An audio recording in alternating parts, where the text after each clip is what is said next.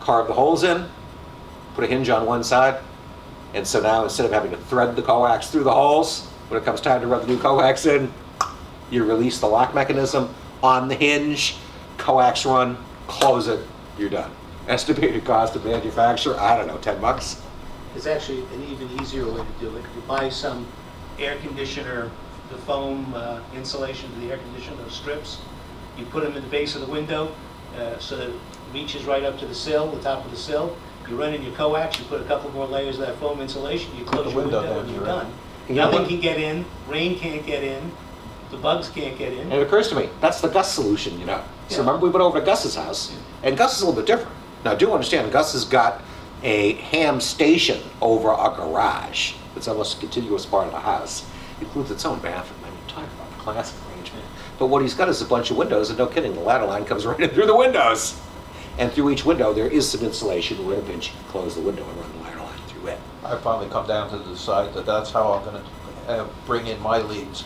Because I got a window right next to where I'm putting the station. Right. And it's a small window. I mean, it's only about this wide. Yeah. Mm-hmm. That's about it for what I was thinking of covering. But who's thinking of buying something? And let's brainstorm about the best way to get it. Oh, actually, just one or two other items, though, real quickly. If you're going to get into Morse code, and I would encourage you to do so, because there's sort of a renaissance now that Morse code has become optional on the license exams. People gravitate towards it because they like it. If it doesn't make any sense to you, then let me just explain. I'm going to retire in another year or two. And what I've decided to do, in memory of my mom, who was French-Canadian, is learn how to speak French, which is what I thought I did in high school, and which I hated at the time. Whole point is, when there's something mandatory, you're liable to hate it. When you make it optional, there's an opportunity, you may go to like it. But if you're ever thinking of going out and buying yourself some CW equipment, once again, shop around and know this. There's a lot of collectors out there that will pay a lot of money for some very expensive antique equipment. And there's a lot of widows and a lot of little brothers or sons or nephews who are out there selling the keys in estate sales from people. Now, I don't ever recommend trying to rape anybody when you're picking up something cheap. But the fact of the matter is a collector might want 175 bucks for a Vibraplex that's a classic era one out of the 30s or 40s, when it's generally acknowledged they made some of the best ever. But the point is, do you need one of those to operate? No. Hold out at a hamfest. Take someone with you that can assess whether the unit is in good shape or not. And you can pick one up sometimes $25, $30, no problems. Keys, in terms of the Morse code keys, kind of disappeared from manual keys. You have to work hard to find one. eBay for Army surplus. God knows there must be still 30 million of those standard Russian military keys out there, and they make a decent key. Leonid used to use one of them. There's also the American. Receive in Russian. That's the only problem. Yeah. Then there's the other one. There was like the P30 model, I think, that was the standard of our military. And you can pick these guys up, Army surplus to catalog. No kidding, $9.95, 10 bucks. Anything manufactured after about 1990, maybe even 1980, has a built-in keyer, electronic keyer. Right. So all you need is a paddle. And you can get a perfectly good MFJ paddle for, well, I'll look it up in a minute, and use that. And it's a perfectly good keyer. Really? Use the keyer that's built into your radio. Why do you need to spend $200 on a key? I played with the cheap one out of Dayton, going back to 2009. That was the one that MFJ was selling for $49.95. I had a ball with the damn thing. It didn't look like it was the best of construction, but it got the job done. So, you've seen some of the basic points we made, but again, I just wanted to offer, who's thinking of buying something in the short term? Anybody? Yeah, good. Headphones. You want a pair of headphones? Follow me home one night. No lie. You got a box full. Well, I've got a headset that Leonid. So did you ever know Leonid? I think he passed away before he started showing up at the club meetings. Leonid was a Soviet engineer. He used to love to tinker with stuff. And we got some of his devices halfway through his construction projects. So he had made that homemade loop, if you recall. Yep. And basically he's got a headset. I tell you what, you can have it for nothing. It does have a boom microphone in front of it, but it looks like it's cheap. It looks like something he just kludged together. But I've also got a pair of good old-fashioned vintage Sears 8-ohm headphones. And here's the thing. Is it worth money buying an expensive set of headphones for ham radio? The answer is absolutely not. Now, I will step back from that There are some people out there that glorify in single sideband with the bandwidth of AM because they love the sound of their own voice. And they love it when people can hear them in a natural way. If you're hanging out with those kind of guys, maybe a high fidelity headset. Beyond that, a communications headset is what you want because the standard amount of noise that you're going to get in a communications scenario are actually blocked by the limited frequency ranges that a set of communication headsets have. So you might look in a catalog and see a set of Yaesu headphones going for $39.95, and for ham purposes, they're no better than one that I probably got down at Harrison Radio in New York for $9.95 back in the 1960s. But no exaggeration. You want a set of 8-ohm headphones? Remind me before the meeting is over, and I'll bring you one set that's been languishing in the box.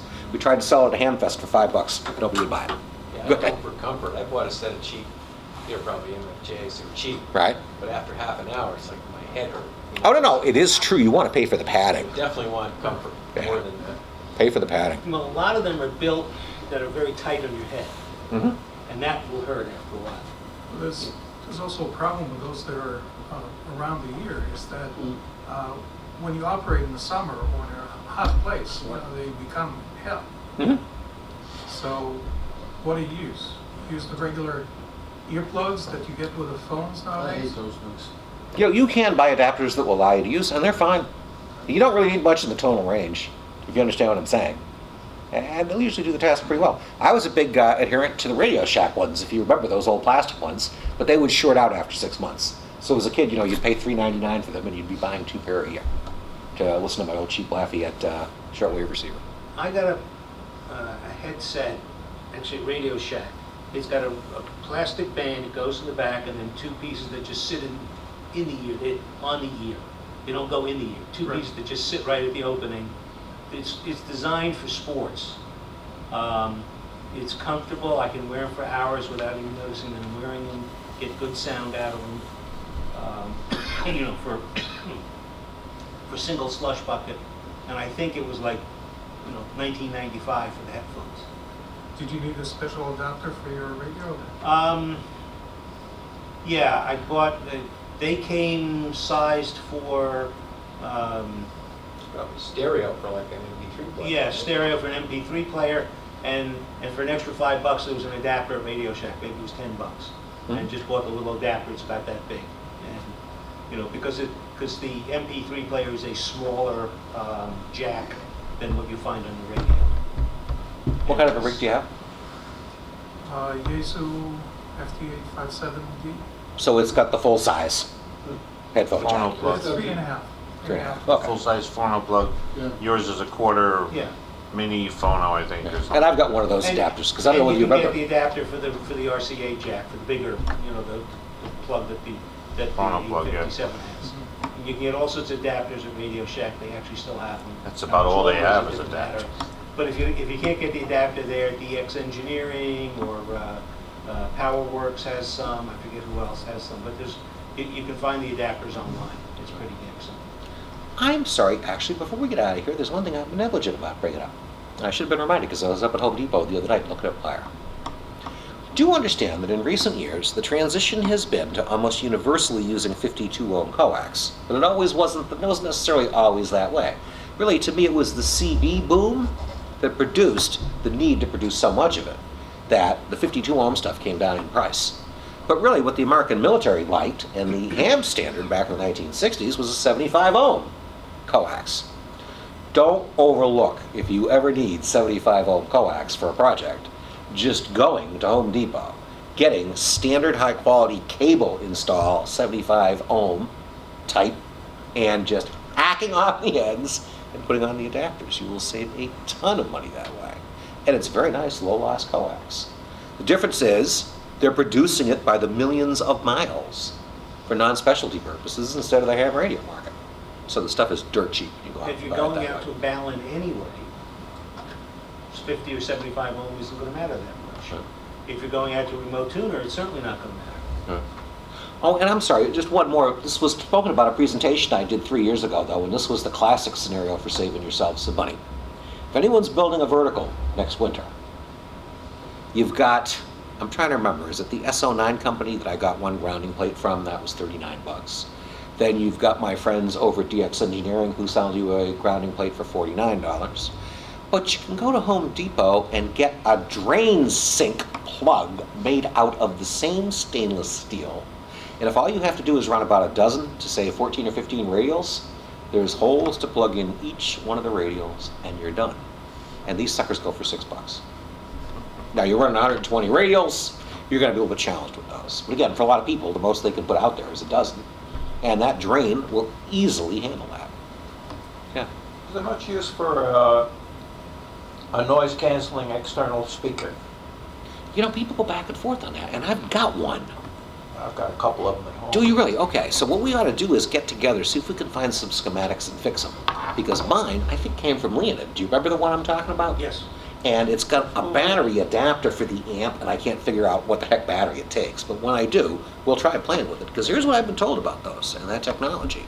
If you've ever read that little ad that corny Marty Dewey puts in for his signal enhancer, it's all very true if you talk to a lot of elderly hams. So some of those filtration devices in general really fulfill dual roles. And in his case, he's got selective range hearing loss, where stuff was becoming unintelligible to him. So what you've got basically is sort of a wide range filtering and audio amplification device where he can enhance the ranges he can't hear and minimize the ranges that he can hear. And it ends up producing apparently a very nice result. Well, These that's things, what that DSP unit is for also. If you have selective hearing problems, you can increase certain ranges on there. If you run it through your computer with software, they've got the equivalent of these 24 slider control boards that you see in pictures of recording studios. And you can adjust that noise and cancel noise and adjust different frequencies and bass and treble. And you run it all through your computer and then into your computer speaker, and it's beautiful. yeah. Beautiful sound. The only thing I'm a little bit disconcerted by is some of those really heavy duty speakers with all the mechanisms built in them get very pricey. So now, did you just get yours as a result of getting it from Marv, or? Well, I bought one, we had a speaker years ago, and we got a deal with the club. And what'd you spend on So yours? mine's still brand new in the box. Right. But Marv had a couple of them, and Marv was using some, he also had a couple of others that he was using for the electric eel down at the aquarium in New York. Oh, yeah. So that when the thing discharged, it would make a noise. They're worth trying, and I've heard people swear by them. I don't know how effective they are really at noise canceling, but one more time.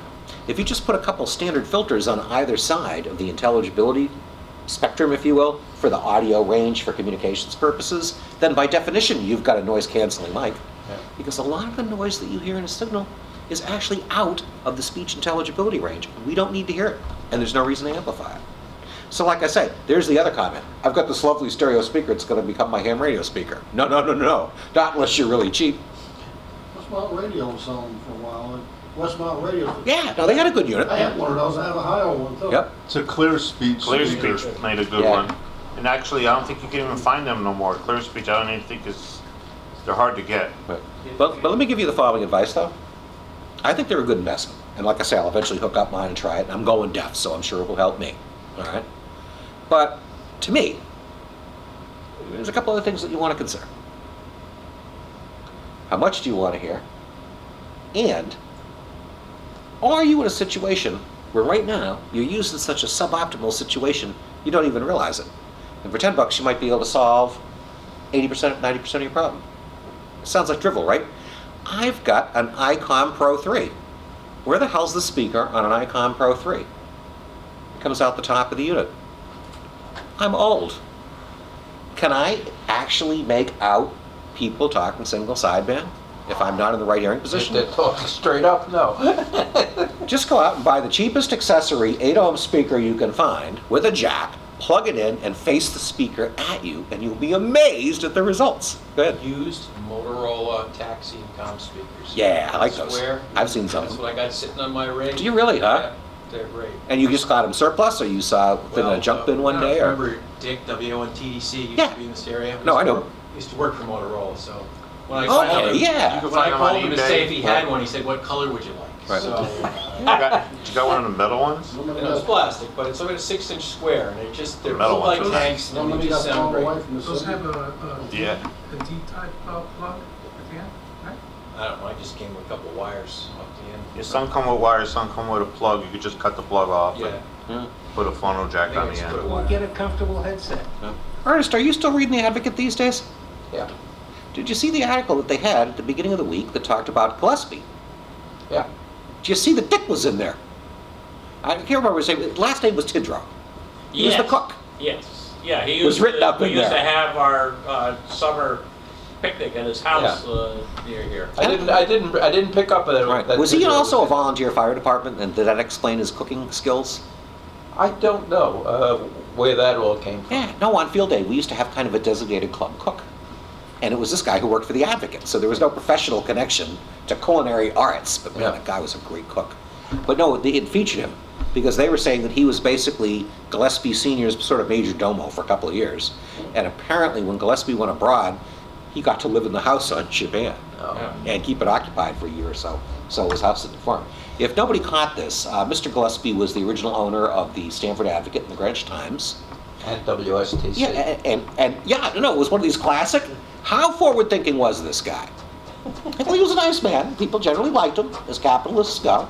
But his comment, when the newspaper reporters and all the owners started running scared when radio came out, oh, radio, okay, I'll buy one of those too. So yeah, no shit. The Advocate, the Greenwich Times, and WSDC, all owned by Kingsley Gillespie. Yeah. If you wanted to squash something, you just Right. had to call him. What's one of the major differences in party politics in Stamford, Connecticut, many years later? Well, I'm a retired politician, but I'm not going to argue ideologies here. It's got nothing to do with ideology, all right? But this city's emergence from kind of an old WASP bastion that was a city, but in its own way was kind of a large, small town, was when the Gillespie sold off that newspaper. Why? Because almost every endorsement ever made by the Stamford Advocate in a relatively democratic city was, surprise, surprise, for what party? Republican. Republicans, consistently. Although I will tell you, Mayor Martin, don't kill me for this. There was a time where by far the Republicans were the more honest mayors in town. You have to go back to the 40s and 50s and 60s era in this town, where basically the Republicans were the League of Women Voters Good Government people, and the Democrats were the there's money to be made, contracts to be signed, and jobs to be handed out. Now, don't come to any conclusions, I'm a Democrat. But that was the way the city used to work years ago. As soon as Gillespie sold the paper, lo and behold, who did the Advocates start endorsing all the times? Almost without exception. Ernest? Democrats. Why? Because they're owned by what? The Times Warner holding company, I believe. So it was just funny to see that subtle switch. But the other thing that took place, if you read The Advocate today and you're a newcomer to this neck of the woods, I can tell you that in the 1970s, The Advocate ran what? 45 to 50 pages a night. They had 3 or 4 on-staff, top-notch reporters, a couple of them who won national Pulitzer Prizes on the newspaper staff. Yep. And you wonder, man, the deterioration in the state of Photographers journalism too. can be Now the tested paper's to. not even big enough to put underneath the canary cage. My wife, my And the wife price is, went up how much? The My price wife- is doubled. my wife is in elementary school of Angela Carella's, and she can't even stand the newspaper at this point. Angela has grown up to be the editor. Yeah. You know, but really it's such a night and day difference in attitude. That's all I can tell you. The other funny thing though, if you're a newcomer to town, do you remember this? What was Wednesday in the Advocate? Do you remember? It was Ladies Club Day. Oh, yeah. So you remember this tradition, right? This goes back to the day when a number of the housewives that lived in North Stamford were staying